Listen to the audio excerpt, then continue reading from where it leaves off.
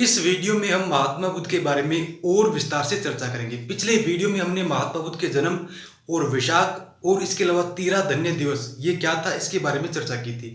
और हमने ये देखा था कि महात्मा बुद्ध के जन्म दिवस को वैशाख के नाम से जानते हैं। और इसके अलावा 13 धन्य दिवस क्या था कि जन्म और उनकी ज्ञान प्राप्ति और उनके महापरिनिर्वाण, इन तीनों को सम्मिलित रूप से 13 धन्य दिवस के नाम से पुकारा जाता है। ये भी हमें ध्यान में रखना चाहिए।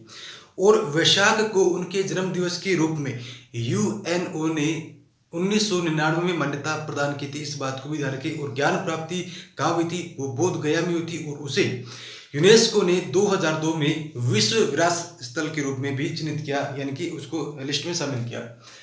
अब इसके अलावा इस वीडियो में चर्चा की जाए तो बुद्ध का विवाह दंडपाणि की कन्या यशोधरा या बिंबा गोपा या भद्रकचना से हुआ था।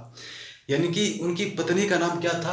यशोधरा मिलता है, यानी कि दंडपाणि की कन्या यशोधरा। लेकिन इसके अलावा यशोधरा के अन्य नाम भी मिलते हैं, जैसे बिंबा, गोपा, भद्रकचना। इस प्रकार के नाम बौद्ध साहित्य में देखने को मिलते हैं। और ये तो हम सबको पता है कि महात्मा बुद्ध का विवाह 16 वर्ष की आयु में हुआ था। ये सारे फैक्ट किताबों में मिल जाते हैं। अच्छा, और ये भी मिलता है कि महात्मा बुद्ध बहुत छोटी उम्र से चिंतन में लीन रहते थे और काफ़ी थोड़े स्ट्रेस, तनावग्रस्त रहते थे। इस वजह से उनके पिताजी ने उनके सुख सुविधाओं के लिए, भौतिक सुविधाओं के लिए, भौतिक सुख के लिए सारी चीज़ों की व्यवस्था करके दी। बड़े बड़े महल बनवा दी, महलों में अलग अलग प्रकार की सारी वो व्यवस्था कर दी जिनसे एक भौतिक ऐश्वर्य व्यक्ति को मिल सकता है। लेकिन फिर भी उनमें उनका मन नहीं लगा। उन्होंने अपने जीवन में कुछ सम्राट या इस प्रकार से या भिक्षु या सन्यासी संत, इस प्रकार से ही उन्होंने अपने जीवन को एक मोड़ दिया। इस बात को ध्यान रखें। अब बात करते हैं 4 घटनाएं देख करके वैराग्य का चरम संचार हुआ। अच्छा, कई साक्ष्यों से ये भी पता चलता है कि महात्मा बुद्ध के पिता ने, यानी कि सिद्धार्थ, उनका बचपन का नाम था महात्मा बुद्ध का, तो सिद्धार्थ के पिताजी ने यानी कि शुद्धोधन ने महात्मा बुद्ध को बाहर जाने से, यानी कि सिद्धार्थ को महलों से बाहर निकलने के लिए भी एक प्रकार से पाबंदी लगा दी थी। क्यों? क्योंकि जब सिद्धार्थ बाहर जाएंगे तो हो सकता है बाहरी दुनिया के दुखों को देखेंगे और इस वजह से इनका चिंतन स्तर और बढ़ जाएगा, तनाव स्तर और बढ़ जाएगा, तो हो सकता है वैराग्य का चरम संसार। इस प्रकार से उन्होंने साक्ष्यों में मिलता है, साहित्य में मिलता है कि इस प्रकार की पाबंदियां थी उनके ऊपर। लेकिन फिर भी वो अपने घोड़े का नाम क्या था? कंथक, और उनके सारथी का नाम क्या था? चन्ना। उनके द्वारा वो बाहर जाते हैं और बाहर ये 4 घटनाएं देखते हैं। कौन कौन सी 4 घटनाएं थी? कि 4 घटनाएं देख करके वैराग्य का चरम संचार हुआ। एक तो था रोगी पुरुष। क्या था? रोगी पुरुष एक शैया पर मृत व्यक्ति और एक वृद्ध व्यक्ति और प्रसन्नचित सन्यासी। इन 4 घटनाओं को देख करके महात्मा बुद्ध में वैराग्य का चरम संचार उत्पन्न हुआ। इस प्रकार की बातें साहित्य में, बौद्ध साहित्य में मिलती है। लेकिन अब एक बात नोट करके आप ध्यान रखना कि डॉक्टर भदत आनंद कोसलाय ने इन्होंने क्या किया? डॉक्टर भदत आनंद कोसलाय ने डॉक्टर भीमराव अंबेडकर की पुस्तक, जिसका नाम क्या था? Buddha and his Dhamma. Buddha and his Dhamma. अब धम्म क्या था? तो धम्म की अवधारणा आप इस बात को जानते हो कि प्रबल रूप से कब आई? मौर्य सम्राट अशोक के काल में आई।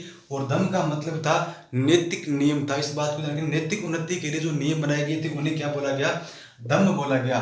तो डॉक्टर भीमराव अंबेडकर ने कौन सी पुस्तक लिखी? बुद्ध एंड हिज धम्मा। और इस पुस्तक को आधार बनाकर डॉक्टर भदत आनंद कोसलाय ने इन 4 घटनाओं वाली ये जो घटना थी, इन 4 बातों की जो घटना थी, इन्हें क्या बताया? अनुचित। यानी कि जो साक्ष्य बताते हैं कि महात्मा बुद्ध में वैराग्य का संचार इन 4 घटनाओं को देख करके हुआ था।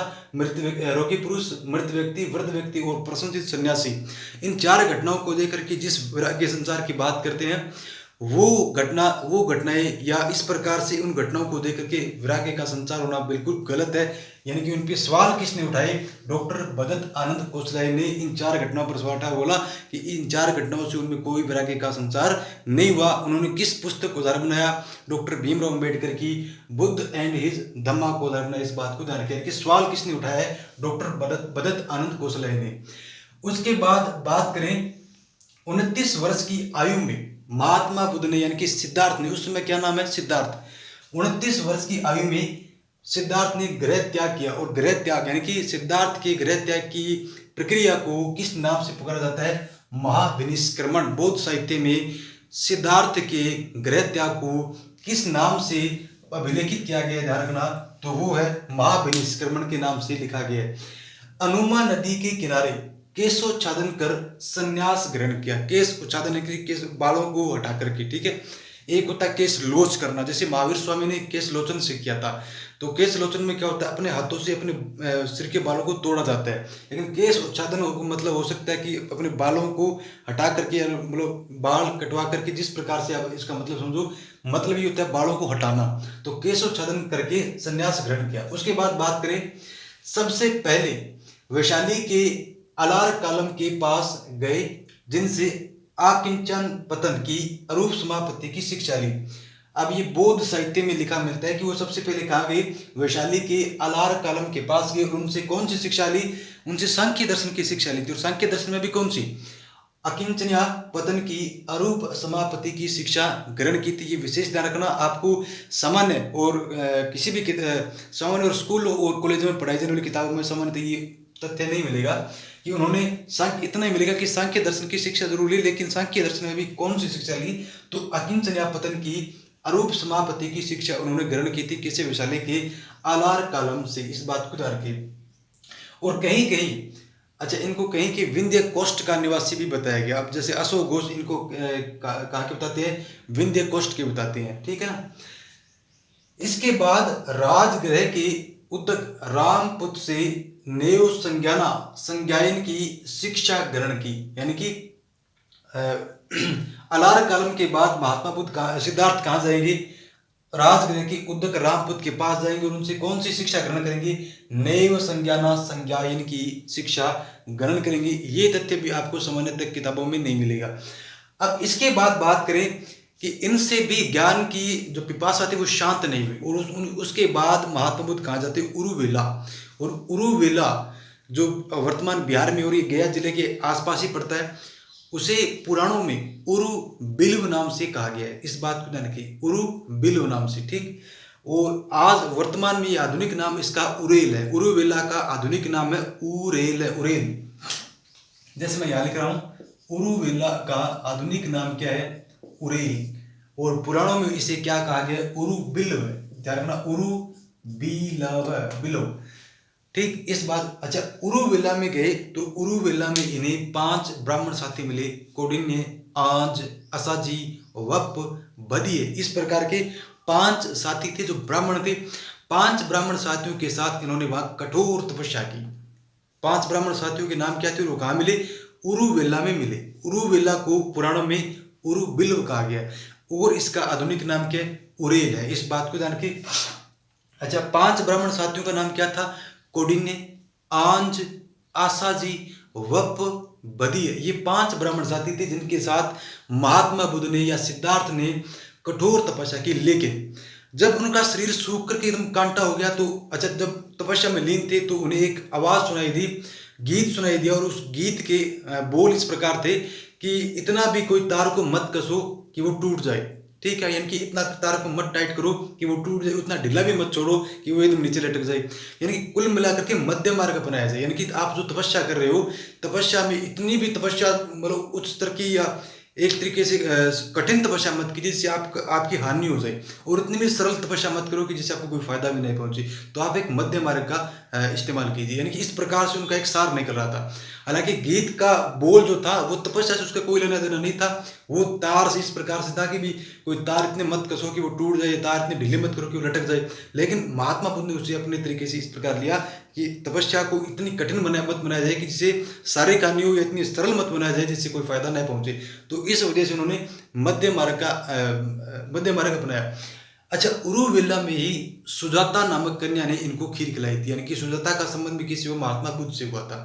तो उरुवेला में ही सुजाता नामक की कन्या ने महात्मा बुद्ध को खीर खिलाई। लेकिन अशोक घोष एक अन्य स्त्री की बात करता है। अशोक घोष कहता है कि उरुवेला में महात्मा बुद्ध को सुजाता ने नहीं बल्कि नंद बाला ने खीर खिलाई थी। नंद बाला नाम की कोई लड़की थी या स्त्री थी, उसने महात्मा बुद्ध को क्या खिलाई थी, खीर खिलाई थी, जिससे उन्होंने अपना शारीरिक उपवास भंग कर दिया। यानी कि जो उपवास था शारीरिक वो भंग हो गया खीर खाने से। और खीर खाने से शारीरिक उपवास के भंग होने के बाद उनके जो 5 ब्राह्मण साथी थे उस उन्होंने महात्मा बुद्ध को भ्रष्ट समझा, यानी कि ये तो कठोर तपस्या कर ही नहीं सकता। इस वजह से वो 5 ब्राह्मण साथी महात्मा बुद्ध को छोड़ करके चले गए। लेकिन महात्मा बुद्ध उरुवेला में ही टिके रहे। उरुवेला और एक गांव और था सेनापत, उसकी सीमा के आसपास ही वो डटे रहे, टिके रहे और अपनी तपस्या को जारी रखा।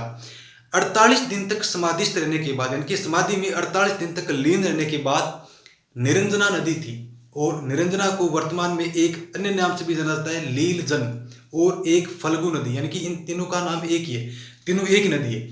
फल्गु नदी बोल दीजिए या निरंजना नदी बोल दीजिए या लीलजन नदी बोल दीजिए, इन तीनों का मतलब एक ही निकलता है। तो इस नदी के किनारे उन्होंने पीपल वृक्ष के नीचे लगातार 48 दिन तक समाधि में लीन रहे, और वैशाख पूर्णिमा के दिन इन्हें क्या हुई, ज्ञान की प्राप्ति, यानी कि वैशाख पूर्णिमा के दिन महात्मा बुद्ध को क्या हुई, ज्ञान की प्राप्ति हुई थी। अब थोड़ा सा यहाँ फैक्ट भी बनता है, पीपल वृक्ष ही क्यों चुना, क्यों, क्योंकि 2500 साल पहले हमें और हमारे पूर्वजों को ये पता था कि पीपल से ऑक्सीजन रात को भी निकलती है, यानी कि लगातार आप 48 दिन तक रहोगे तो डबल ही छान हो जाएगा, दिन रात करके छानो बनेगी।